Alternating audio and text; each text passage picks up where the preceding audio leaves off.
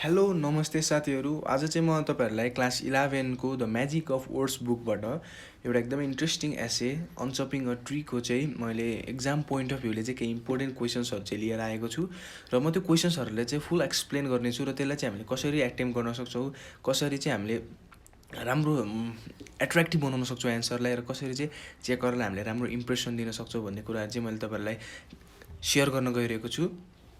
र यो स्टोरीको क्वेसन्सहरू सल्भ गर्नुभन्दा अगाडि चाहिँ हामीलाई यसको मेन थिम अथवा यसको समरीको बारेमा चाहिँ हामीले बुझ्न एकदमै जरुरी छ। र यदि समरी तपाईँहरूले राम्रोसँग बुझ्नुभएको छैन भने समरीको एउटा भिडियो मैले पहिला पोस्ट गरेको छु र त्यो भिडियोको लिङ्क चाहिँ मैले तल डिस्क्रिप्सनमा राखिदिनेछु। त्यहाँ गएर तपाईँले चेक गरेर समरी हेरेर सुरुमा समरी राम्रोसँग बुझ्नुभयो भने यसको क्वेसन्सहरू चाहिँ इजिली बुझ्नुहुन्छ र क्वेसन्सहरू तपाईँलाई सल्भ गर्न धेरै गाह्रो पर्दैन। यसमा म्याक्सिमम यसको क्वेसन्सहरूमा हामीले लेख्ने भनेको चाहिँ यसको समरीमै आधारित भएर केही कुराहरू आफैले बनाएर क्वेसन्सको एन्सरहरू चाहिँ आफ्नै ओपिनियन दिएर पनि हामीले लेख्न सक्छौँ। र यो लेसनको अथवा यो एसेको चाहिँ इम्पोर्टेन्ट क्वेसन्सहरू सुरु गर्नुभन्दा अगाडि चाहिँ म एउटा के कुरा भन्न चाहन्छु भने हाम्रो च्यानल एजुकेसनल एरामा चाहिँ फाइनली 500 सब्सक्राइबर कम्प्लिट भइसकेको छ र सबैजनाको लभ एन्ड सपोर्टहरूको लागि चाहिँ म एकदमै थ्याङ्क यू भन्न चाहन्छु। सबैजनाले चाहिँ पोजिटिभ रेस्पोन्स दिएर सपोर्ट गरिरहनु भएको छ र यस्तै सपोर्ट चाहिँ फ्युचरमा पनि गर्नुहुन्छ होला भन्ने आशा गरेको छु। र सबैलाई चाहिँ एकदमै थ्याङ्क यू। सबैको लागि चाहिँ म एकदमै ग्रेटफुल छु। सबैलाई चाहिँ म एकदमै मनदेखि नै एकदमै थ्याङ्क यू भन्न चाहन्छु। र अब चाहिँ यसको क्वेसन्सहरूतर्फ लागौँ।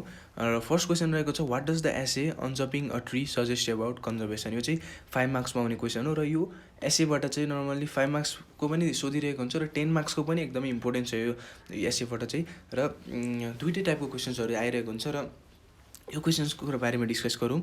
एसेले चाहिँ ट्री कन्जर्भेसन अथवा नेचर कन्जर्भेसनको लागि चाहिँ कसरी सजेसन गरेको छ अथवा कस्तो सजेस्ट दिएको छ यसले चाहिँ लेख भन्नु भनेको छ होइन। र यो लेसनको एन्सरहरू चाहिँ मैले यहाँ लिएर आइदिएको छु र तपाईँहरूले चाहिँ यो एन्सरहरू चाहिँ आफै मैले भनेपछि आफैले बुझेर आफै नै ओपिनियनहरू पनि राख्न सक्नुहुन्छ। यसमा तपाईँले केही कुराहरू एड गर्न सक्नुहुन्छ, केही मिसिङ छ भने एन्सर नै तपाईँले लेख्नुपर्छ भन्ने छैन। र यदि तपाईँलाई अलिकति गाह्रै परेको छ भने यसलाई चाहिँ तपाईँले स्क्रिन पज गरेर यो एन्सर पनि तपाईँले आफ्नो नोटमा कपी गर्न सक्नुहुन्छ। र एन्सर चाहिँ यस्तो छ, the essay unchopping a tree by showing the impossibility of restoring once cut down trees makes people aware of the fact that we should not destroy the natural forest indiscriminately. Even if by hook or crook you are able to make the tree stand, you cannot infuse life on it. It is easy to chop but impossible to restore. Thus, before we chop, we must know how to unchop, which is impossible. To sum up, he warns us against deforestation. If the act are not stopped on time, it is going to boomerang on us in the long run. के भनेको छ भने एसेले चाहिँ हामीलाई के देखाएको छ भने हामीले काटिसकेको ट्री चाहिँ त्यसलाई अनचप गर्न चाहिँ अलमोस्ट एकदमै इम्पोसिबल छ भनेको छ है। यो कुरालाई चाहिँ अवेरनेसको रूपमा चाहिँ यो एसेले दिएर एउटा अवेरनेस रेज गर्ने एसे पनि हो र एउटा चाहिँ राम्रो डिफोरेस्टेसनको लागि चाहिँ डिफोरेस्टेसन गर्नु हुँदैन भनेर र ट्रीहरूलाई सेभ गर्नुपर्छ भन्ने चाहिँ हामीलाई आह्वान गर्नको लागि पनि यो एसे चाहिँ राइटरले लेखेका हुन्। र के भनेको छ भने हामीले चाहिँ काटेको रुखलाई चाहिँ हामीले पहिलाकै कन्डिसनमा लिएर सक्दैन, त्यही भएर हामीले चाहिँ रुख चाहिँ काट्नु हुँदैन।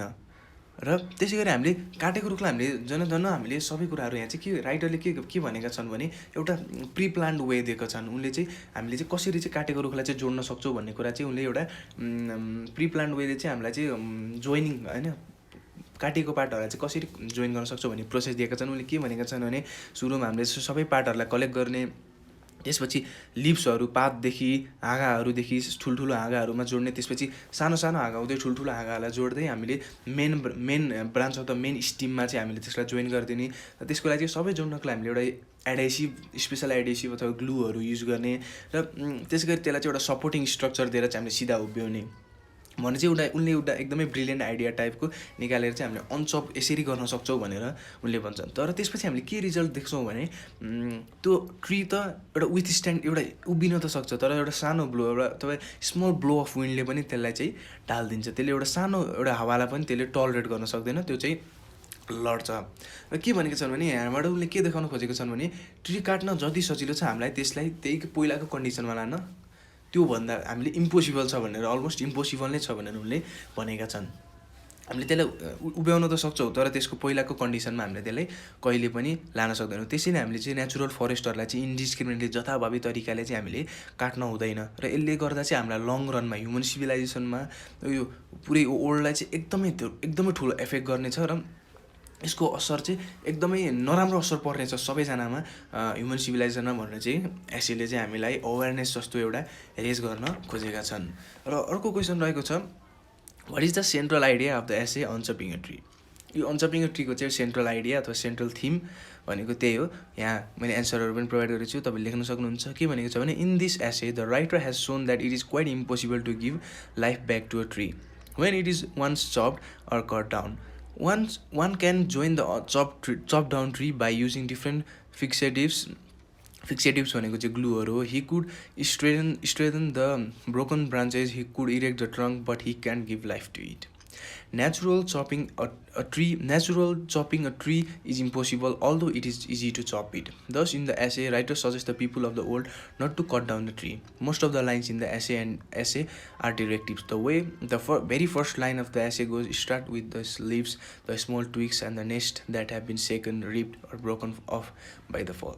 के भनेको छन् भने, यसमा पनि हामीले त्यही कुराहरू, हामीले ट्रीहरूलाई चाहिँ काट्न हुँदैन हैन. यसमा चाहिँ एउटा राम्रो एउटा आइडिया दिए पनि त्यो भनेको चाहिँ उनले चाहिँ हामीलाई व्यङ्ग्य हान्न खोजेका हुन् राइटरले. हामीले ट्रीहरूलाई चाहिँ हामीले काट्न हुँदैन भनेर चाहिँ उनले त्यो कुरा भन्न खोजेका हुन्. र के पनि सजेस्ट गरेका छन् यहाँ भने, एउटा ट्री काटेर चाहिँ एउटा ह्युमनलाई मात्र होइन, पुरै वाइल्ड लाइफलाई नै एकदमै एफेक्ट गर्छ. एउटा रुखमा एउटा चराको एउटा गुण हुनसक्छ, अनि स्पाइडरहरूको जालोहरू हुनसक्छ, केही त्यहाँ इन्सेक्ट्सहरू हुनसक्छन्, एन्टहरू हुनसक्छन्, धेरै जनावर, एउटा होल एउटा इकोसिस्टमलाई नै त्यसले चाहिँ एफेक्ट गर्छ भनेर. एउटा इकोसिस्टमलाई एफेक्ट गरेपछि होल यसले चाहिँ लङ रनमा चाहिँ लङ टर्म इफेक्ट चाहिँ यसले पुरै ह्युमन सिभिलाइजेसन र पुरै ह्युमन बिङ्स, पुरै यो लिभिङ बिङ्सलाई नै एकदमै ठुलो असर गर्छ, एकदम असर पार्छ भनेर चाहिँ उनले हामीलाई रुख काट्नु हुँदैन, हामीलाई एफोरेस्टेसन गर्नुपर्छ बरु भनेर उनले एउटा अवेरनेस रेज गरेका छन् भन्ने चाहिँ यसको सेन्ट्रल थिम आइडिया हो. र त्यसै गरी अर्को क्वेसन छ, यो पनि त्यही थिम मेन थिम अथवा सेन्ट्रल आइडियामै आधारित क्वेसन हो. र हामीले चाहिँ यसको मेन थिमहरू जान्यो भने यसको लगभग सबै एन्सरहरू चाहिँ इजिली एटेम्प गर्न सक्छौँ. र यो चाहिँ 10 मार्क्समा आउने क्वेसन्स हो. के भनेको छ भने, is unchopping a tree possible? What does the essay suggest about conservation and against deforestation? यसमा चाहिँ हामीले आफ्नो ओपिनियनहरू दिन सक्छौँ. के अनचपिङ गर्न चाहिँ के एउटा काटेको रुखलाई चाहिँ हामीले फेरि पहिलाको जस्तै उस्तै कन्डिसनमा हामीले लिएर आउन सक्छौँ त? र राइटरले चाहिँ ट्री कन्जर्भेसन र डिफरेस्टेसनको अगेन्स्टमा चाहिँ के कुराहरू गरेका छन्, आफ्नो कुराहरू कस्तो कुराहरू राखेका छन् भन्ने कुरा चाहिँ हामीले यसमा लेख्नुपर्ने हुन्छ. र एन्सर चाहिँ यसरी लेखेको छ. एन्सर तपाईँले आफ्नो कपीमा नोट डाउन गर्न सक्नुहुन्छ. र एन्सर चाहिँ म एकचोटि सर भनिदिनेछु. To begin with, it should be very clear that unchopping a tree is never possible. Though in the essay Unchopping a Tree, the writer has given us instruction on repairing a tree and unchopping it if a tree is cut down. Both the writer and readers know it very well that is impossible. So we can say that this essay has been written in pseudo-directive style, as it is clear that unchopping a tree is never possible. The essay has another message. The message is that if we cannot unchop a tree, it is better not to chop down the tree. In other words, the essay indirectly suggests us to preserve the environment. However, at the superficial level, unchopping a tree is possible by using different fixatives. We can fix each and every part of the tree, its leaves, branches, splinters, trunk, and even sawdust. We can stand it upright, but the thing that is, the tree doesn't become as natural as it was before. We cannot give its life back in any way. So a deep study of the essay clarifies that real unchopping a tree is not possible. In this way, persuading the readers, the writer suggests people not to cut down the tree but to conserve it. In fact, this essay is a strong defense argument resistance to nature conservation. We are continuously going on cutting trees recklessly. The future of this reckless chopping is very dark. If unchopping was possible, there was no harm in chopping down the trees, but that is not possible. So we should not cut down the trees. Thus, essay is a strong voice against deforestation. के भनिएको छ भने, अनचपिङ भनेको चाहिँ एउटा एकदमै impossible कुरा हो. तर यहाँ एसेइस्ट र राइटरले चाहिँ के प्रेजेन्ट गरेको छ भने, एउटा डिरेक्सन अथवा एउटा इन्डाइरेक्टली एउटा आइडिया दिएका छन् हामीले ट्रीहरूलाई चाहिँ कसरी जोड्न सक्छौँ भन्ने कुरा चाहिँ मैले अघि नै पनि भनिसकेँ. यो कुराहरू चाहिँ उनले यस्तो आइडियाहरू दिए पनि यो चाहिँ अनचप गर्न एउटा काटिएको ट्रीलाई हामीले पहिलाको कन्डिसनमा ल्याउन त्यसले सक्छौँ। पहिलाको कन्डिसनमा त्यसलाई हामीले थ्योरिटिकली हामीले यस्तो हेर्दाखेरि हामीले त्यसलाई चाहिँ हामीले पहिलाको कन्डिसनमा ल्याउन सक्छौँ।